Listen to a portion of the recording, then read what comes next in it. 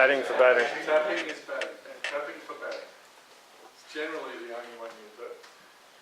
And 5 penalty runs awarding to the fielding side.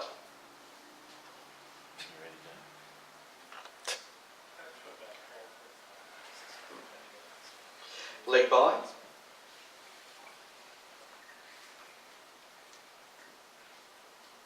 Good balance. We have a new ball.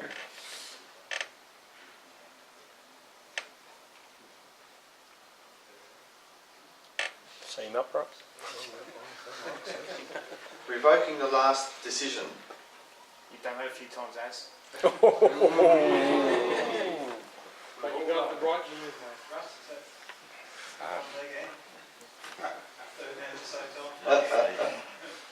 We're up to short run.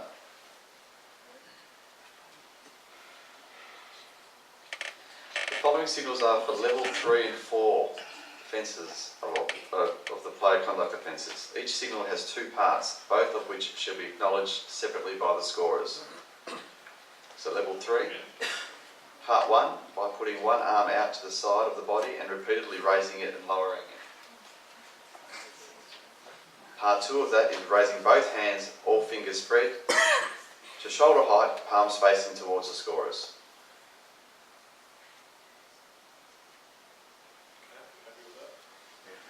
So level 4 contact is the first part is the same, by putting one arm out to the side of the body and repeatedly raising it and lowering it. But the second part is different, by raising an index finger held at shoulder height to the side of the body.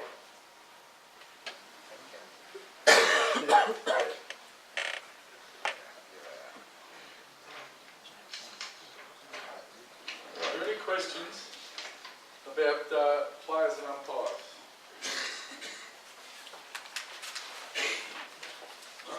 Yeah. When do we have this conduct offence?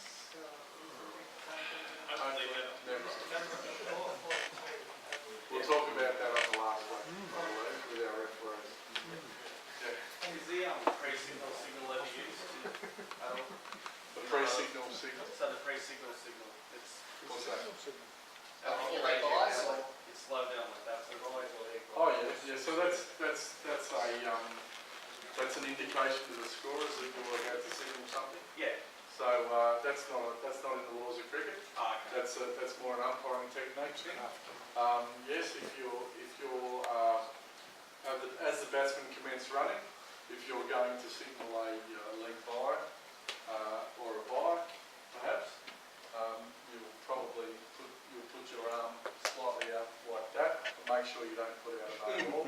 Just a tiny little sort of raised arm like that as you're walking in a position, and the scorers will know that you're going to give probably a leg by. Some guys will even do that for a by. It just means that you're going to signal something as soon as they finish running. That's, as I said, not a law of cricket, but it is an expectation at the higher levels of umpiring. I've actually never ever discussed it in this forum before, but now that you've asked the question, yes, that's what umpires do. So yeah, It's quite That's in the old country. Can you just demonstrate that again? okay. So umpiring, ball comes off the batsman's pad. I move into position and I just go like that, which is, if you can't see, like this. I'm just signalling to the scorers. However, if the scorers are behind me and clearly they're not going to see that, I might even be doing this, like touching my palm or something like that. It's just somewhere where I know where the scorers are, and it'll just be a signal. I'm just letting the scorers know that Something's there's coming. going to be a signal at the end of this, and they'll know. And it basically saves you standing on one leg for a long time. Yeah, so. Probably first class level on Premier 1s and 2s, the scorers are paid officials. Yes. So they know what's going to happen. Yes. When you get to your community cricket type of thing, It probably they've got doesn't no help. idea what you're doing. Yeah, it wouldn't make much difference, to be honest, it feels important and below, but it certainly helps the professional scorers that are in first and second. If you're doing that, they'll be ready for a signal straight away. Just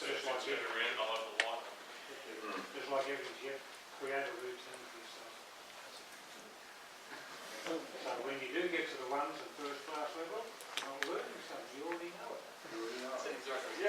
absolutely.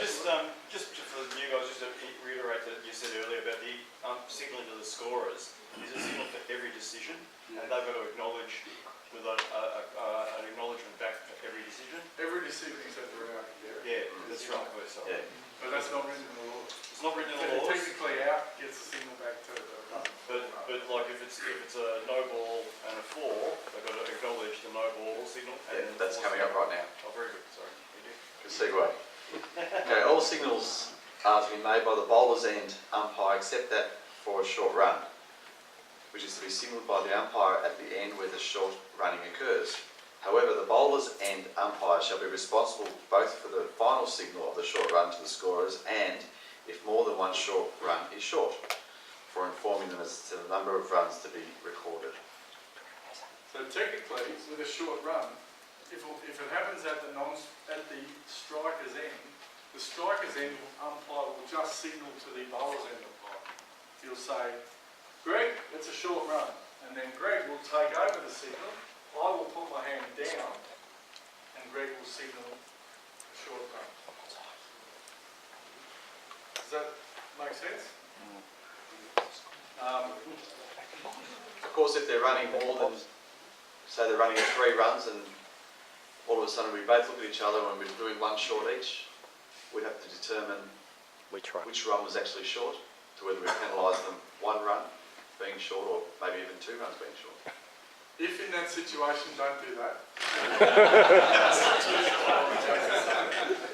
If there was a short run, if there's one short run, wait for a signal from the scorers back. Doesn't matter, it's just one short run. If there was more than one short run, I would actually stop the game. I'd stop the game and I'd go and communicate with the scorers and make sure they are absolutely clear on the fact that there were 2 short runs in this situation. If it was short on the same run, it's only 1 short. So if both batsmen happen to be short on the same run, it's still only 1 short. And that is the reason why we give it over to the bowlers and umpire to do it, to take over the signal. Alright, so if there was one batsman decided to run short on 2 different runs, and there's 2 short runs, that's when we're stopping the game, telling the scorers. If both batsmen are short on the same run, then it's only 1 short run. Final signal by the bowlers and umpire. Yep. Then we get to the deliberate shot. Oh, that's later on. Later on. One off the bench. Right. Okay, just before you... Signal. What about more than 2 players behind square leg? Wouldn't the square leg umpire? We do know that's right. Yeah, you're talking about no ball for 2 behind square legs. The square leg umpire is one decision, but wouldn't they also give more than? Oh, yes, he gives more decisions, but as far as the decisions we've gone through so far, yeah, just talking about those. But no, you are right, sir. Okay. The umpire shall wait until each signal to the scorer has been separately acknowledged by a scorer before allowing play to proceed. So, in several signals are to be used, they should be given in order that the events occurred. So, for instance, as they happen, that's how you signal. A good example here is 4 leg byes off a no ball. There'll be a no ball signal. First, wait for the acknowledgement. Leg byes. Finally, the signal. And then boundary form. In order of how they happen. We got any scorers in the room? Excellent. Not now. Scorers will never admit this. They'll never admit it, but I've found it, I know it's happened at least twice in my games, that whenever a ball's hit to the fence, they've got one hand on the light and the other head down writing their scoring already. And they'll never admit that they do that without looking. But I've had it on 2 occasions where you've got a no ball, right, the scorers are behind glass so they won't necessarily hear the call, you hope they do but they don't. And then it goes for 4. And you look up and they're only giving you 1 line.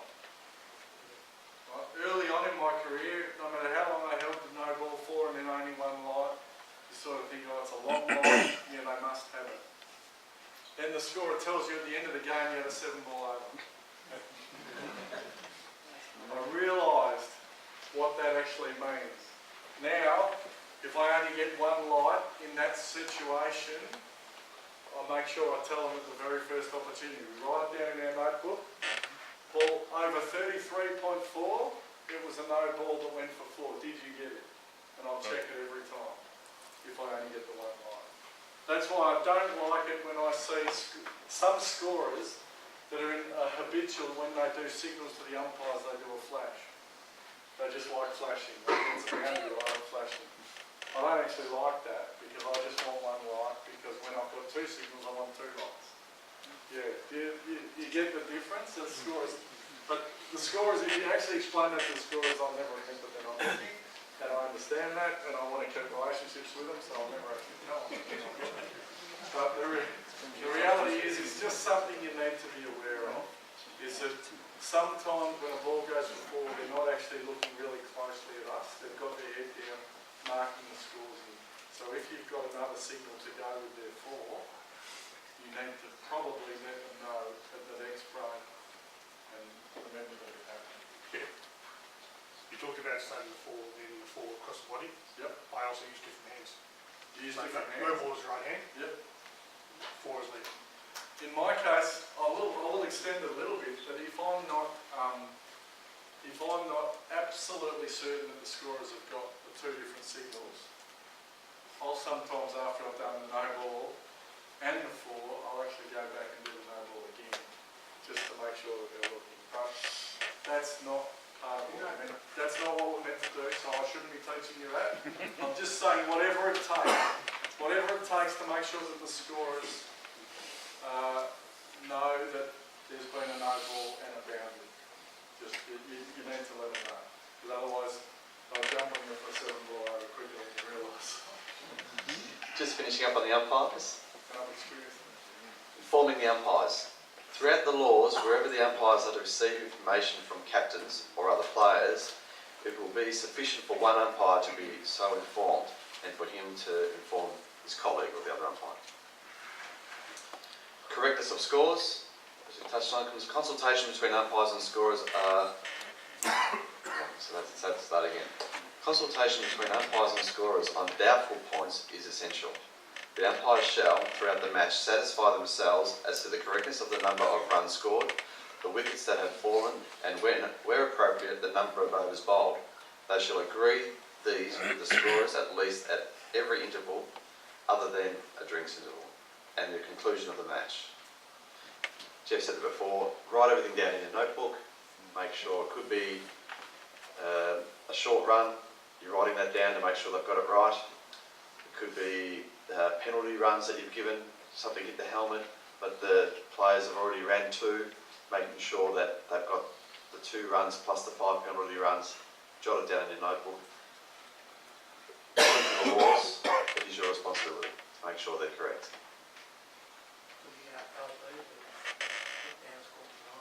That's right, little things like that, just write down. Most scorers will come and ask if they're unsure, but it's your responsibility to go and check with the scorers. You have a call behind Not for you, Russ. Okay, That says how my out you generally get it. the scorers. Appointment of scorers. 2 scorers shall be appointed to record all runs scored or wickets taken and, where appropriate, numbers of overs bowled. The scorers shall frequently check to ensure that their records agree. They shall agree with the umpires at least at every interval other than drinks intervals. And at the conclusion of the match, the runs scored, the wickets that have fallen, and where appropriate, the number of overs bowled. Acknowledging signals, the scorer shall accept all instructions and signals given to them by the umpires and shall immediately acknowledge each separate signal. The ball. The ball, when new, shall weigh not less than 5.5 ounces, nor more than 5.7 ounces, and shall measure not less than 8.81 inches, nor more than 9 inches. Should be round. Should be round. Approval and control of balls. All balls to be used in the match having been determined by the umpire shall be in the possession of the umpires before the toss and shall remain under their control throughout the match. The umpire shall take possession of the ball in use at the fall of each wicket at the start of any interval and at any interruption of play. Player gets injured, just ask them politely, guys, get off the ball, please. If the game stops for any reason. New ball. Unless an agreement to the contrary has been made before the match, either captain may demand a new ball at the start of each innings. There'll almost always be something about that in your playing conditions, so whatever your playing conditions say. Sorry? I'm sorry, this is just gone crazy. It's all right on the screen. Okay, beautiful. That's up. No, it's not. No, fortunately, I'll catch up. Okay. New ball in the match of more than 1 day's duration. In a match of more than 1 day's duration, the captain of the fielding side may demand a new ball when the number of overs, excluding any part overs, bowled with the old one is equal to or greater than 80 overs. Once again, this is the laws of cricket. The umpire shall inform the other umpire and indicate to the batsman and the scorers whenever a new ball is taken into play. Ball lost or becoming unfit for play.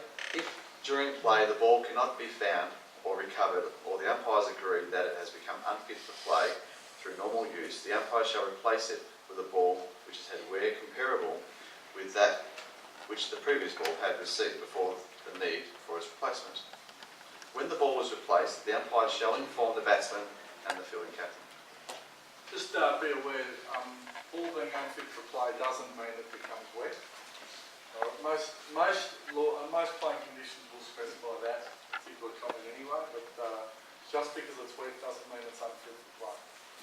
Right, so it's got to become so wet as it's slippery or impossible to grip or goes out of shape because it's unfit for play. So unfortunately, if you're playing in drizzle and it becomes a bit damp, it is sort of dry.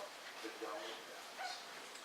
Okay, specifications. The specifications as described in 4.1 shall apply to men's cricket only. The following specifications shall apply to women's cricket. This is the weight of the balls, 4.94 ounces, the maximum, so that's 151 grams. Circumference 8.25 to 8.88. Junior cricket under 13s, 4.69 ounces, 5.06 ounces. And circumference 8.06 inches, to 8.69 inches. Confidently say you do not need to know that. Okay. To the Moving on ground. to the bat. Yes. Larry. Can a captain request just to start with a used ball? On say a second innings. First innings. First innings. So in the laws of cricket, captain may demand a new ball. In the laws of cricket, I'd be very surprised if any playing conditions allow you to use a used ball at the start of the match. Certainly at the start of the second innings, most competitions will allow them to use the same ball as the first innings, but that depends on the competition. But I'd be surprised. And the laws don't. They just say that the captain may demand a new ball, so it's not really.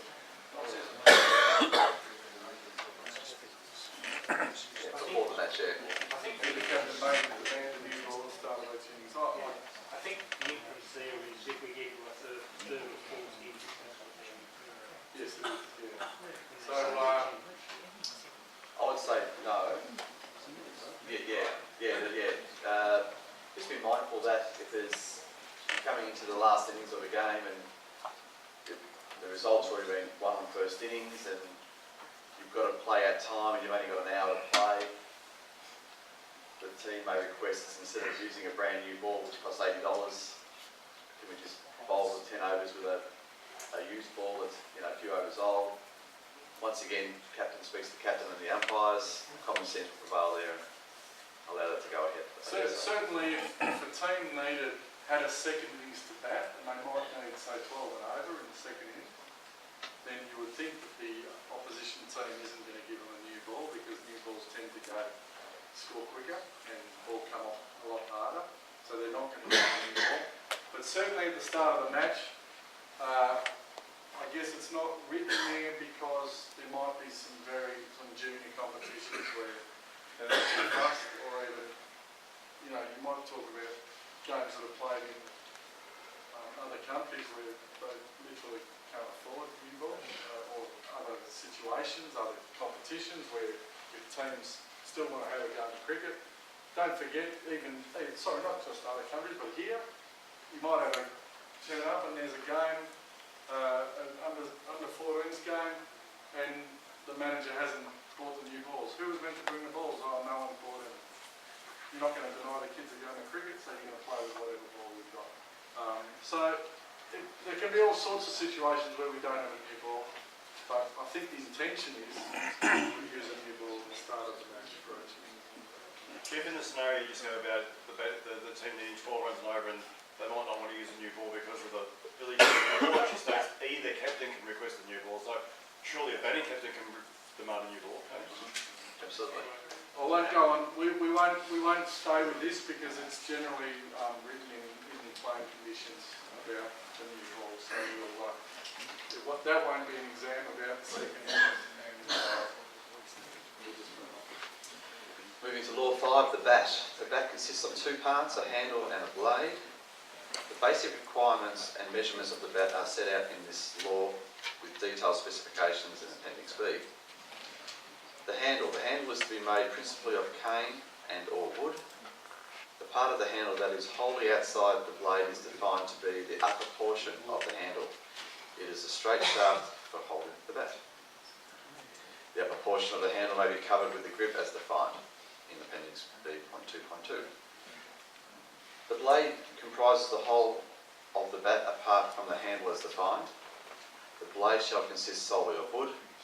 All bats may have commercial identifications on the blade, the size of which must comply with the relevant specifications in Appendix B. Yeah, for 99% of us, don't worry too much about the bat, other than it's got to be made of wood. I wouldn't worry too much about it other than that. That's your full point. Yeah. Just harking back to the red reference before. Yeah. The red reference to offenders. We don't need to know. Okay. Okay. Don't worry too much about the bat. Yeah. Protection and repair, subject to specifications and providing pipe requirement is not contravened. Solely for the purposes of protection from surface damage to the face, sides and shoulders of the blade, repair to the blade after surface damage.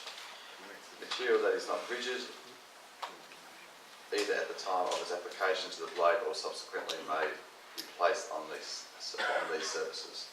Just be careful what the guy comes out with bat and he's got rubber bands wrapped around the bat, which I've seen happen before in local cricket, just trying to hold it together.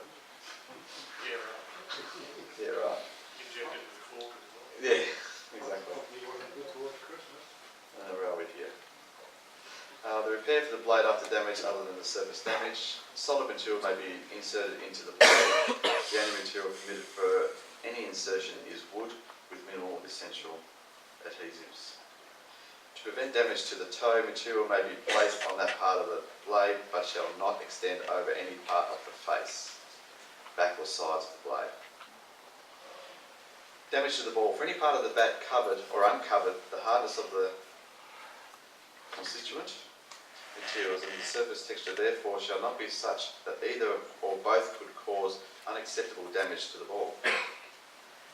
Can't stick sandpaper in the face of that. Yellow sandpaper. Any material placed on any part of the bat for whatever purpose shall similarly not be such that it could cause unacceptable damage to the ball. For the purpose of this law, unacceptable damage is any change that is greater than normal wear and tear caused by the ball striking the uncovered wooden surface of the blade. Here's the only situation there, when the Big Bash first started and a couple of players started using black bats, there wasn't any,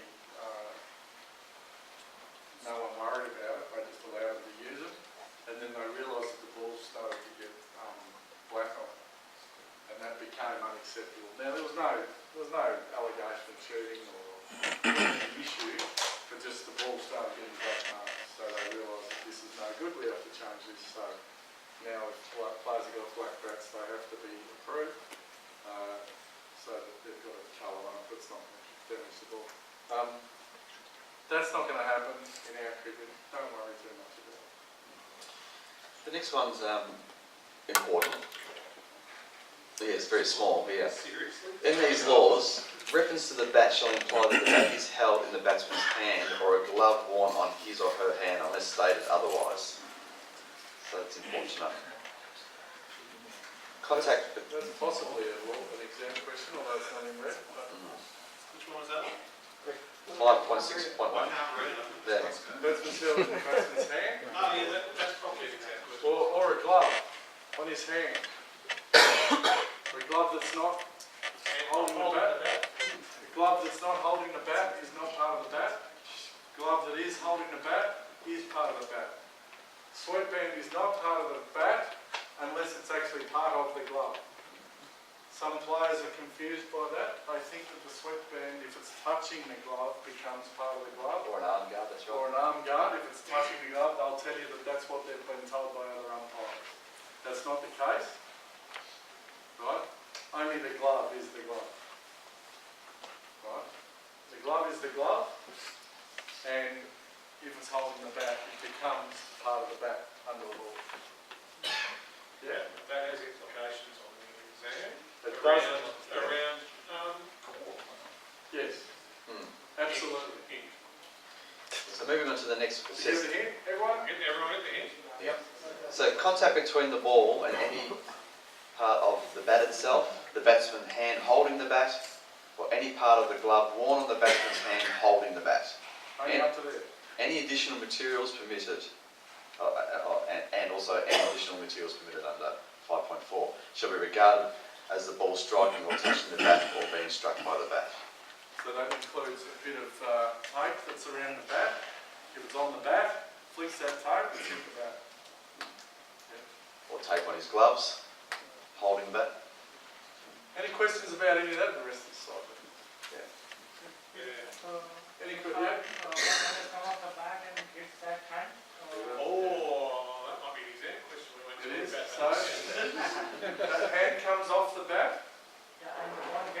All hits the Yeah, glove. that's right. It's not part of the bat. It's only holding the bat. The glove holding the bat. So in that test match for Australia-England, Australia were robbed.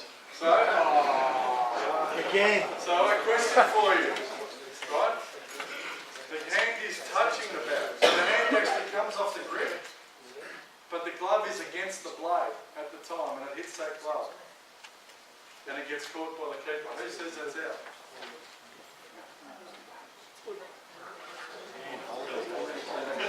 Holding the blade. The hand has to be holding the bat.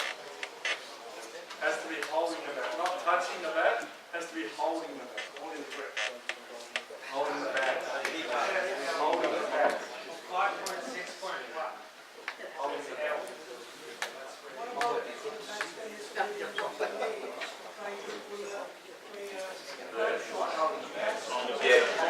Yeah, you said the words yourself. He's holding the blade, he's holding the bat. So the glove is, if the glove is holding the bat, that includes the blade, it's holding it, right? Then the glove is part of the bat if it is holding the bat. Handle or blade, it's got to be holding it back. So if it's leaning against it, like back to it, that's not holding it. Yeah? Good luck. Trying to pick it, Good luck. yeah. If you're good enough to pick that without a slow motion DRS, good luck there.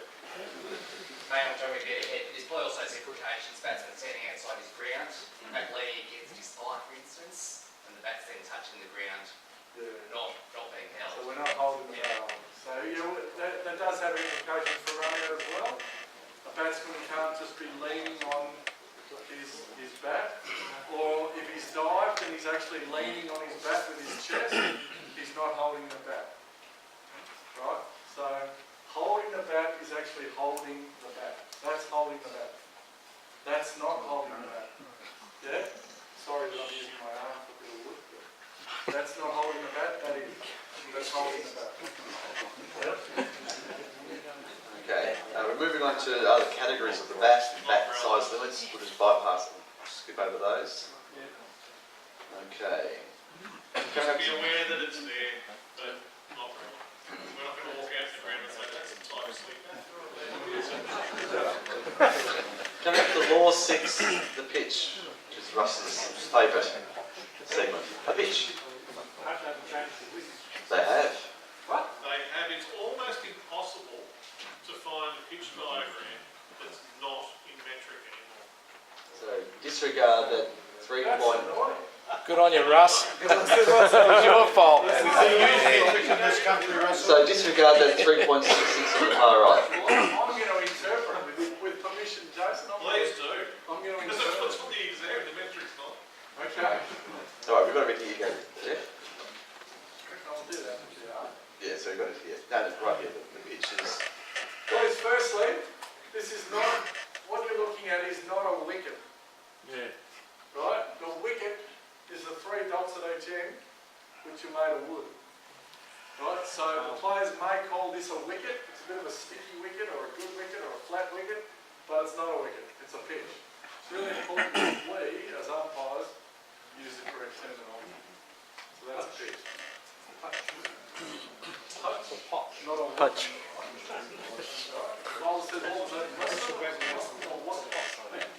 Okay, so we have 22 yards long.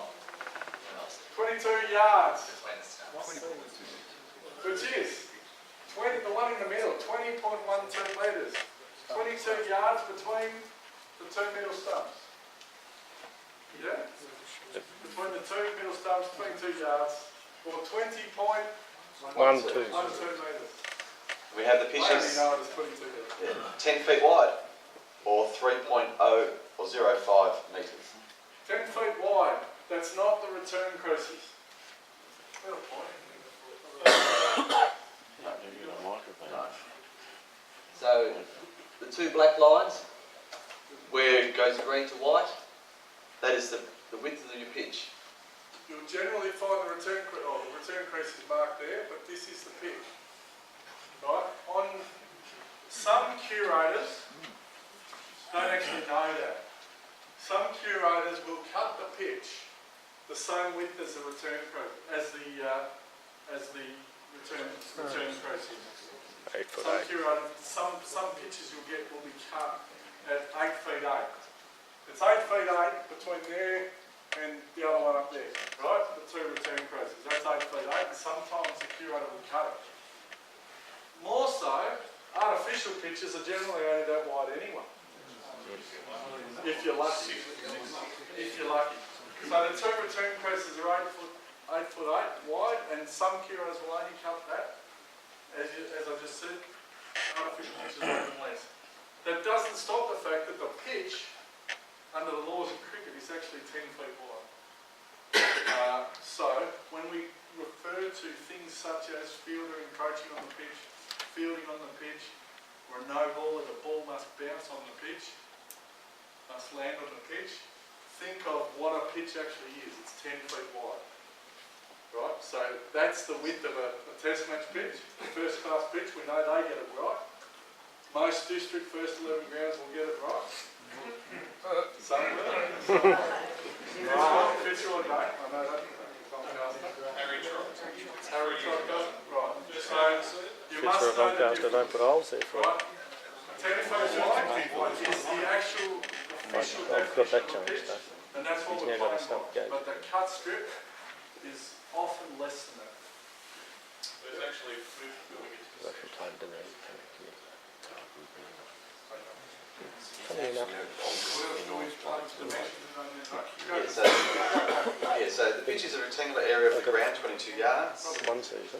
Oh, and 10 feet wide. It is bounded at either end by the bowling creases, oh we go. and on either side by imaginary You said lines, that last year. one each side of the imaginary line joining the centre of the 2 middle stumps, each parallel to it, So and it's 5 in- feet from it.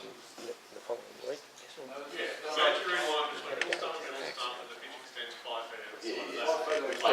Yeah, 10 feet wide. It's 10 feet wide. If you want to stand up on the pitch, which is closer main one, than Jeff. 5 feet from the middle stumps, the pitch on the side will extend only to the junction of the 2 surfaces. Those stumps are in the wrong place, haven't you? Yeah. Alright, yeah, that's They're in the centre. Well, that stuff's things up. Just a little bit. I know, Trev. Okay, Just read that again, everybody. there's a disclaimer in here that seems to change it. Go So read it again. if the pitch is next to an artificial pitch which is closer than 5 feet from the middle stump, the pitch on that side will extend only to the junction of the two surfaces. Sorry, note the word artificial pitch. So firstly, disregard what we just read out for turf. Disregard, this is only for artificial pitches. So it may be where there's turf like an artificial pitch next to a turf pitch. Yep. Pitch in the concrete. Yeah, that's what he's saying. Okay. That won't count. Just know that the pitch is 10 foot. Okay, the umpire shall be the sole judges of the fitness of the pitch for play. See law slip 17, fitness of play, and slip 18, suspension of play in dangerous and unreasonable conditions. Selection and preparation. Before the match, the ground authority shall be responsible for the selection and preparation of the pitch. During the match, the umpires shall control its use and maintenance.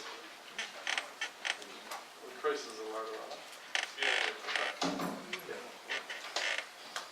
Changing the pitch. The pitch shall not be changed during the match unless the umpires decide that it is dangerous or unreasonable for play to continue on it, and then only with the consent of both captains.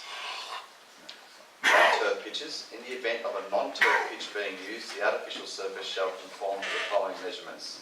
Length, a minimum of 58 feet. Width 6 foot. Back to the old days of the matting wickets where you Yeah. juniors The good old matting. Wow. So basically, on an artificial pitch where the ball lands, there might be differences. It has to be minimum 6 foot. Okay, moving to the creases now. So they are running the feet, they're back to the old.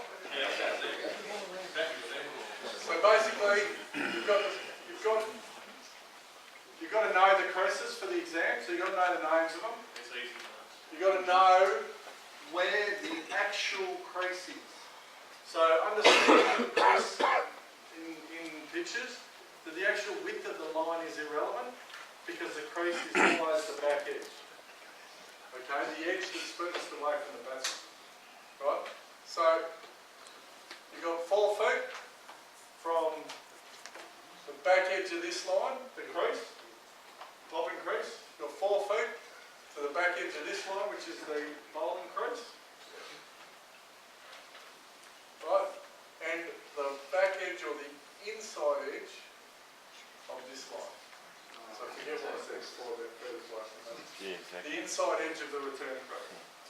So you've got back edge, and inside edge of the return crease. Right, they're the only things you need to worry about. So obviously for batting, batter's got to be fully behind the back edge of the line. For bowling, bowler's got to have some part of his foot raised to the ground behind the back end of the line. Wicketkeeper can't encroach, well can't even go anywhere near, can't go level with the stumps. Bowler has to stay inside the inside of that. So basically, all that stuff we'll talk about in no balls and out, but basically the creases, you need to know that edge and the inside edge.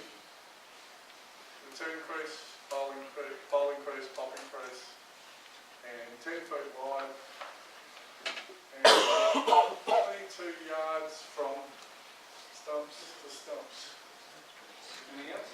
Don't forget there are 2 return creases, not just one. Yep. That failed on the exam. They only pointed point. The operative edge? Like that one there, determining operative edge. Right, that multiple choice. That's in the driven. Is it? Operative crease. Remember that, the operative edge of the crease is the inside edge or back edge. Back edge of the 2 stone ones, the inside edge of the return. And as part of that section of the exam, you need to know exactly where the stumps are. Exactly. Exactly. Not roughly, not there and about. You need to know exactly. Not literally. Can everybody see on the... Jeff, did you want to stand against the big one and point? Sorry, mate. Just Can everyone for see on the bowling crease where the stumps are? yeah. They're straight through the operative edge.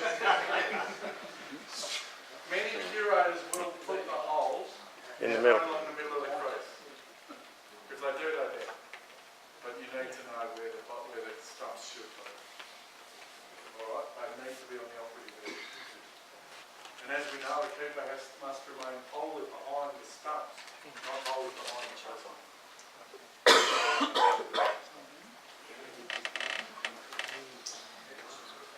Okay, we've gone through these, Jace. Yeah, Okay, so we're up to law 8, the wickets. Did you want to talk about that first, Jeff, the pitch? No, Oh, sorry, keep going. Oh, yes. Jeff, I'd like to talk about the, Oh, the pitch? yeah, before we, We don't have PowerPoints for this, so we're just going to talk about It'll come damage. in week 5. So the PowerPoints will come in week It'll 5. be part of week 5, but it's pertinent to mention it.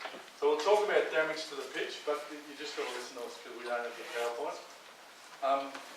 There's an area, we'll just go back to the diagram if we can, Joe. The pitch has what's called a protected area. There's a mark there and a mark there, and 2 marks just there and there. Does everyone know what I'm talking about? Yeah. There's a protected area markings. Why don't we wait Okay, so you rule an imaginary line between there and there, which is 5, that's 5 feet in front of the bobbing crease, 5 feet. So you rule an imaginary line, you get a point which is just there. Everybody see that? Yeah. Everyone see that point? There's another point there, there's another point here, and another point here.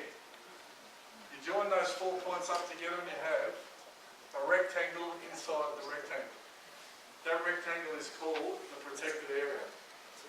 For anyone that doesn't understand that protected area, can everyone picture in their own mind where the protected area is? Sorry? You got to know it because you're the only ones on the field that know it. Right? You're right, the protected area is 1 foot each side of middle stump. Normally ends up about there. Okay, 1 foot each side of middle stump, and that's 5 feet in front of the bottom crease. Ends up there. There, and there.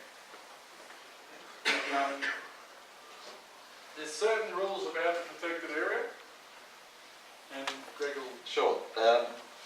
So the protected area, as you said, is 5 feet in front of the popping creases and extends 1 foot either side of the middle stump.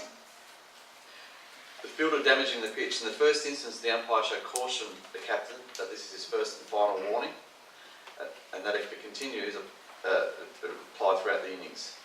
Any repeat offence during the innings, the umpire shall award a 5-run penalty.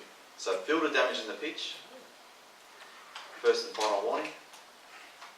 That continues throughout the whole innings. If it happens again, it's a 5-run penalty against the fielding team, which is... And that is a team warning as well. So it'll be, oh, it wasn't me, it was my teammate that did it. Oh no, it's the warning. We have a bowler running onto the protected area when he's on his follow-through. You all know that? That's probably the most common one you'll be faced with.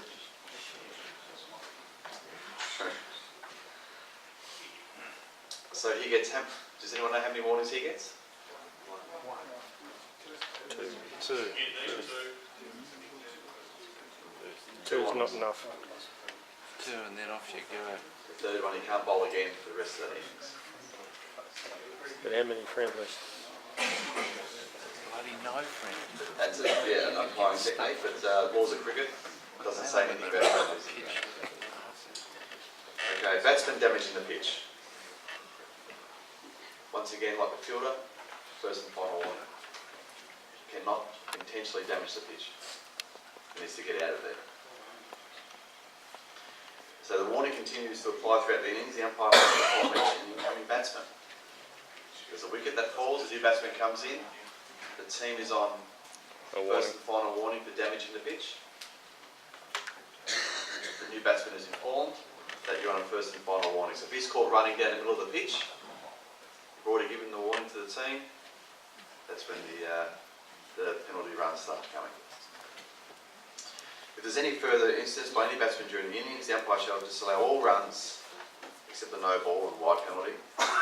Award 5 penalty runs to the fielding side and instigate the reporting procedures and return the batsman to their original ends. We'll cover that again down the track. Yes, sir. It's got nothing to do with spots. No. Or hard pitch, right. This is the laws of cricket. And they're saying they've got rubbers on, so stuff doesn't matter, it does matter. That's right. Yes, sir. What about when you want to tap the pitch and not running on it? You don't want to see the tap. Yeah, we'll talk about that later on, but yeah, repairing the pitch by putting dabbing down, that's not damaging the pitch. It's got to be damaging the pitch in your eyes as an umpire. Okay, strike in the protected area is an interesting one, which has come about over the last couple of seasons, a couple of years rather, I think it is, where a batsman cannot adopt a stance that far out of his crease that he's continuously, as he prods forward, gets himself into the danger area.